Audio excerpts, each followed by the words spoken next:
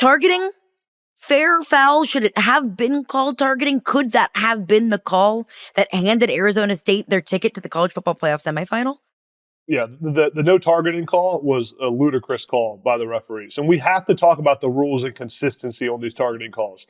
The no call there was absurd. On a game-winning drive, and by all the textbook definitions of targeting. And it's something that as a broadcaster who calls games, they make us study the two different types of targeting and defenseless receiver versus not. Because I have to predict when I'm calling a game before they make the call, they want the announcers to give my opinion on what it should be, right? So, I mean, we study that a lot.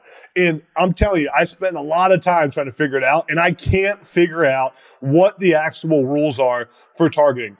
I'm all for not letting the refs control the game. I don't want refs to control the game, but that was a textbook, very obvious targeting call. And listen, but it wasn't. But it wasn't. This is where all this is the problem with the rule, Adam. Like, because I'm with you. It's a tough rule. We did the college football playoff seminar when I was at ESPN. We watched targeting, and then they quizzed the whole room. They would show a play and say, "Was it targeting?" We had to figure it out, and the whole room got it wrong over and over and over again. But if you look, like I've got the rules in front of me. And the one thing I'd say is that the rule in front of me, as written, requires a launch. There was no launch. A crouch followed by an upward and forward thrust to attack with forcible contact at the head. There was no crouch. It required leading with the helmet, shoulder, forearm, fist, hand, or elbow to attack with forcible contact at the head or neck area. It was a face mask to face mask hit. It requires lowering the head before attacking, initiating forcible contact. He didn't lower the head. I think if you slow it down and you break down those rules that the review group is looking at, it didn't have any of those things. It looks like targeting because we see a face to a face. But if you look at the rules, it's not targeting. But there's two different types of targeting. That the one you're just talking about is the launching with the head or neck area with the crown of your helmet. There's also a targeting for defenseless receiver, which doesn't need to be in that factor, it doesn't matter what the defender used. If there's contact to the head or neck area of a defenseless receiver that's forcible contact, that is targeting. It doesn't matter it doesn't matter. There still needs to be a launch, but it doesn't need to be it doesn't need to be the head or helmet of the defender. It just needs to be contact to the head or helmet of the defenseless player. It doesn't matter what the defender uses. Defenseless player note 2 says a receiver attempting to catch a forward pass or in position to receive a backward pass, or one who has completed a catch and has not had time to protect themselves and has not clearly become a ball carrier.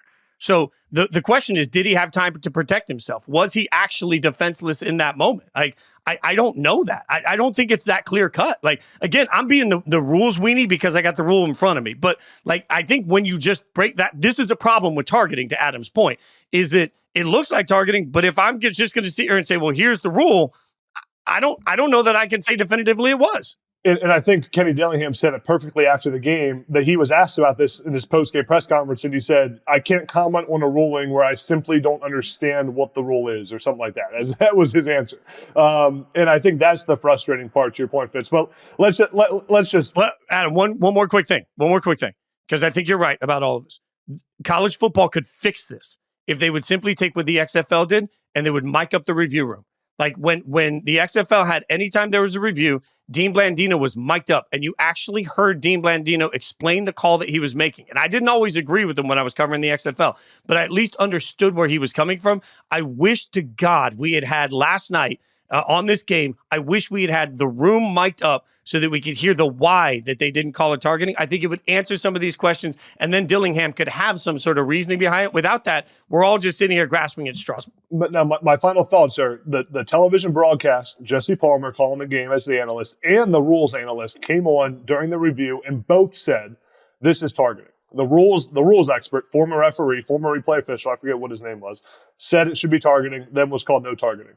I think the important factor here, and I hate to be a conspiracy theorist, but let's just be honest, the money for Texas to be in Dallas was too strong for that game to end in an Arizona State walk-off targeting call and for Arizona State to win the game. I mean, wait. You really think that an official, a person that like their whole livelihood comes on the replay official portion of it, is sitting here with either somebody in his ear or thinking this is what I have to do? I'm not saying anybody is in their ear. I'm saying that referees are human beings. They're all humans, and that targeting call right there is a ref deciding the game, and Arizona State would have won that game with targeting call. It's a 15-yard penalty, and Arizona State would have been in field goal range to win the game at that moment. I'm saying that with that refs understand what's happening, and that call ends that game essentially. Still got to make a field goal, but I think which is no easy task for that team. Clearly, the guy made two under 40 yarders that Arizona State kicker did in that game.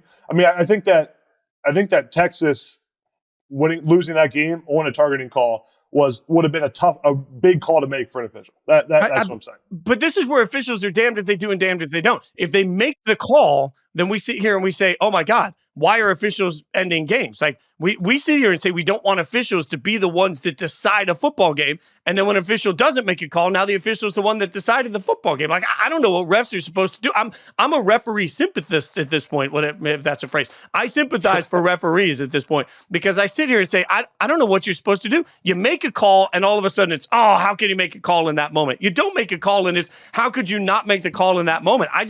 I don't think it's as clear cut. So I get that the official expert on the broadcast and Jesse called it one way. I'll go back to sitting in a room with a bunch of us all watching the same thing. And we all know this. Like you ask 20 people, it's the same thing with what's a catch in the NFL. We sit here every time and we hold our breath because we don't really know what a catch is in the NFL. This is that. I think to me, the concept that somebody is influenced by the brand on this just doesn't feel accurate to the people that I've ever worked around in college football. I would agree with you. And I am also one of those people that says, I don't want a game, especially a college football playoff game, to end or be decided by the referees. I think back to the Super Bowl a couple of years ago, Chiefs and Eagles.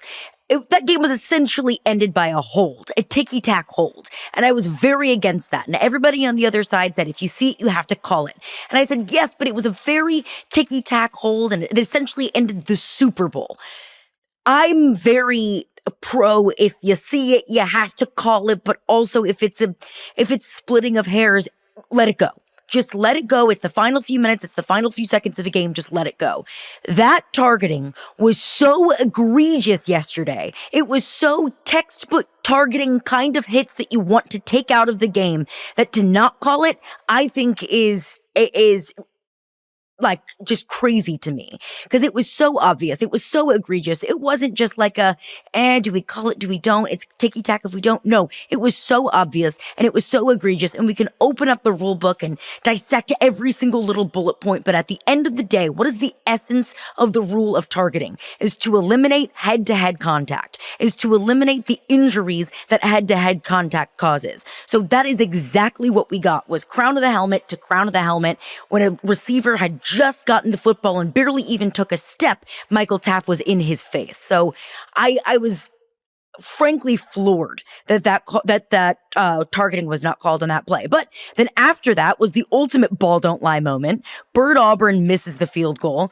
They take it to overtime. And so, Fitz, you say that you are a ref sympathizer. I have a hard time being an Arizona State sympathizer not getting that call, because if you stop the touchdown pass on 4th and 13, we're probably not talking about any of this, because Arizona State's defense for 3 downs played great football in overtime. 4th and 13, Quinn Ewers isn't touched, and he throws a beautiful football right in the hands of Matthew Golden, who was essentially untouched. Everybody in the stadium, everyone watching at home, knew exactly where Quinn Ewers wanted to throw the football. Everyone knew it was going to Matthew Golden. That's where he was going all day long. So you make a stop on 4th and 13, 4th and forever.